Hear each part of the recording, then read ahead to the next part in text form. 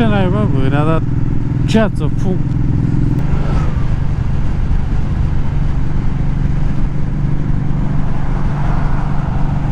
Uite-l, uite-l, uite-l, uite-l. Mai înțeles? Am 3 rânduri de creier. Ui aici 2 vârtejuri. Adică, dacă nu punea aia frână...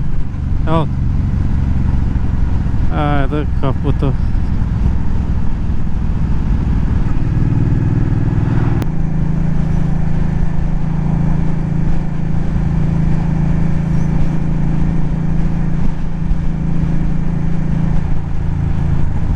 Bă, da, deștept ești, bă, mâncați, uite, bă, în curbă, bă. Dacă-ți venea acum cineva, fratele meu, ce făceai, frate? Unde te duceai? Băi, deci dacă îi venea cineva acum, uite. De unde or fi răsărit ăștia, monșer, când viața e atât de scurtă? Doamne, doamne, doamne.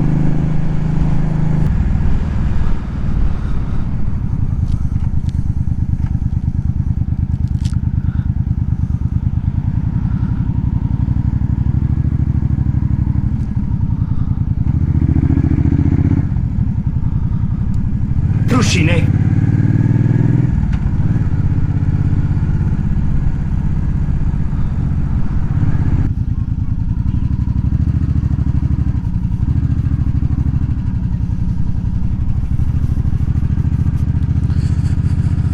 Vezi, mă, noi vorbim de șoferi că sunt needucați și nu știu ce, dar trec pe roșu și alte, dar și pietonii.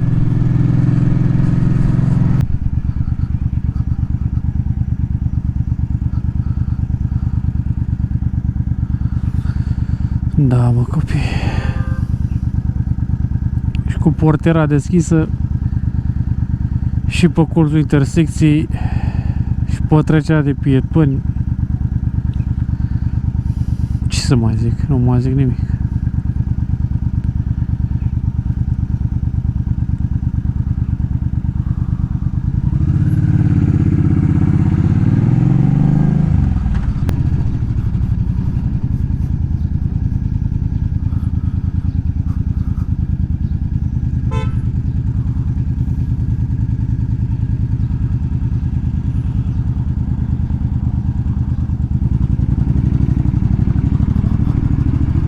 Aici, bă, în față trebuia să parcheze, bă. Aici în față, exact în fața scării. O să blocheze și intrare și tot.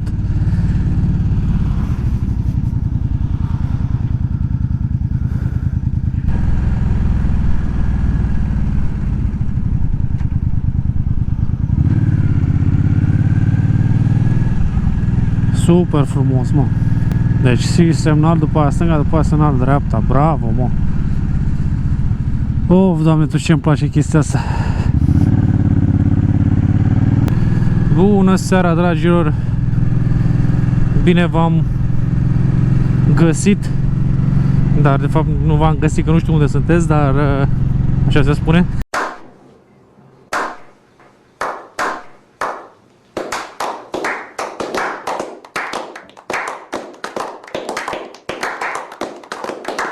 Revin cu un update la întâmplarea moto din episodul numărul 14, cu răspunsul din partea poliției. Fost chemați pentru a ne se înmâna. Bă, dar nu știu de ce ai stat tu așa în curul meu. Lasă-mă, frate, să trec peste acel limitator de viteză. Te bagi în fundul meu. Eu știu că e mic și drăguț, dar totuși am nevoie și eu de aer. Aoleu, Doamne, ce am zis-o și pe asta. Da, și am primit acel răspuns exact aici, în intersecția de pe strada exact ce cu strada Podgorilor și Lac Ciuperca. În dreapta e lacul. Conducătorul auto marca X cu numărul X, neasigurându-se la schimbarea direcției de mers de pe banda 2 pe banda 3,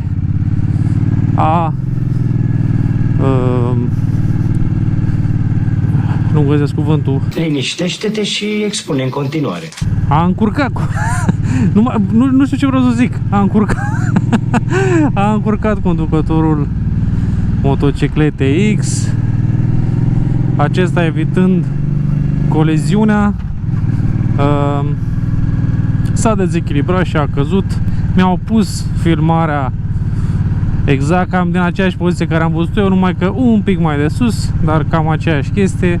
Și respectivul, conform OG 195/2002, a primit 2 puncte de semnalizare de penalizare. 145 de lei este punctul de amendă. Automat o 290 de lei amenda.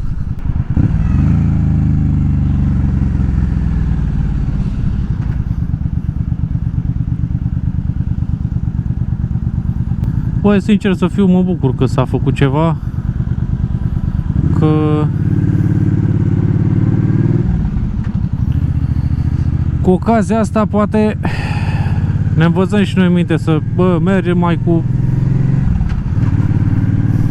cu cap așa un pic. Am înțeles că blenea asta de semnalizare și chestii de genul ăsta, dar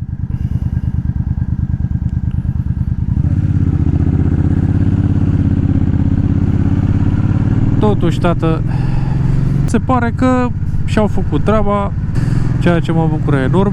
Nu mai mereți, bă, fraților, haotic așa. Înțeleg, toată lumea se grăbește, înțeleg că, bă, atât de greu e o semnalizare. O semnalizare poate salva o viață, frate. Și spunând chestia asta, vreau să revin la următorul punct. Deci dacă nu era echipamentul moto, garantat 100 la 1000 avea vânătăi, zgârieturi, jurituri, petrecere pe număr, pe șold, cât de important este echipamentul moto chiar și la 60 de km la oră sau 50, 40, cât era. Înțelegi? Mie, nu știu, când îi văd pe ăștia în pantaloni scurți, se nebunesc. Sincer să fiu. Fiecare merge cum vrea, da, ok. Dar, bă, nu vă gândiți. Vă salută tata Jean, vă urează tata Jean. De unde mi-a venit, frății, tata Jean? Că nici măcar nu cheamă Jean.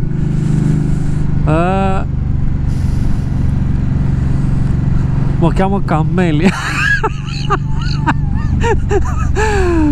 Bă, ce tâmpit. Vă pup, vă mulțumesc încă o dată pentru 1000 de abonați. Chiar nu mă așteptam. Vă urez sănătate aici de pe Suzuki Evoluția C800 și sănătate numai bine. Sper să fiți pe aici. Nu întotdeauna voi posta un videoclip care va mulțumi pe toată lumea.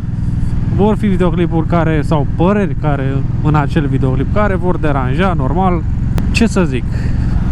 Nu poți mulțumi mereu pe toată lumea, nu poți să fii pe placul tuturor, dar sper să fim bine. Vă pup și numai bine, tată.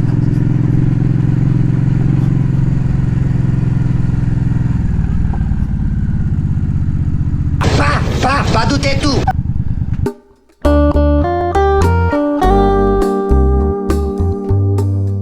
Super frumos, mă.